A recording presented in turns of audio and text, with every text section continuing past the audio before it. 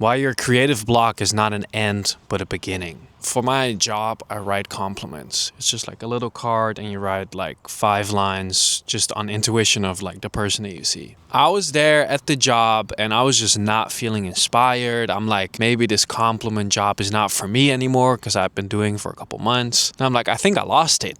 I think I lost the sauce. I went to the backstage and I started writing down synonyms for my most used words. So I used the word hard a lot, I used the word powerful a lot, and then I just started writing down all of these synonyms. Boom, with these new synonyms, I get back onto the floor, I start writing compliments again for people, and it's a completely different experience. Whenever I'm like really in the zone, it feels like God is watching over me and just writing through my hand, and I start writing all of these poetic things that I've never wrote before.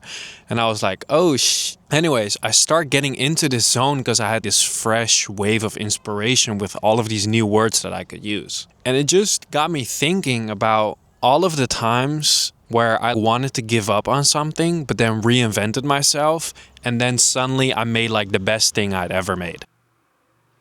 I had this with videos. I had the same thing with songwriting, where I was like, okay, I lost it. I have to quit music. Boom, I try like a couple new techniques and suddenly I make like the best song I've ever made. And I'm not even exaggerating. Like I literally just made the best song I ever made. Look, it's super easy to just sometimes make something when you're inspired and you're gonna make something super cool. That's easy. But the more often you show up for your creativity or for your art, the more you're gonna reveal layers of your relationship with that art. And every sort of layer is an invitation to deepen your relationship. The longer you're together, the more you're going to learn about each other, but also going to go through valleys. But are you willing to walk through these valleys to get to the next top, you know? There are different ways to reinvent yourself in these moments. Using a different medium or using a different technique. Songwriting, I got stuck because I noticed I just kept writing about my own feelings in an abstract way. The best song I made was when I wrote from someone else, their perspective. And I also wrote in a genre I didn't wrote before. It's such an act of love towards your art, but therefore also towards yourself. Reinvent the relationship instead of, when it just gets a little bit tough, give up.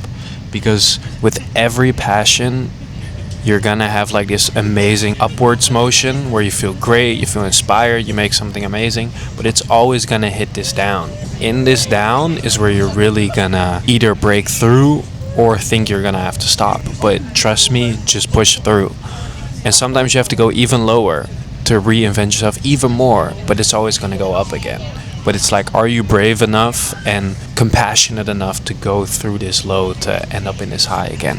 And I also feel like the more you're gonna become a veteran with this, like the more you show up for your art and for your relationship with your art, you're also gonna notice this more often, and therefore it's also gonna be easier to notice, this is a reinvention moment.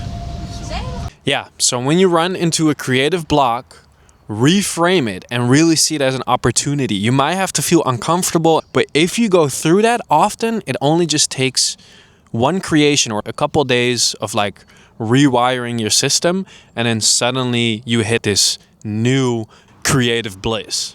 So look out for it.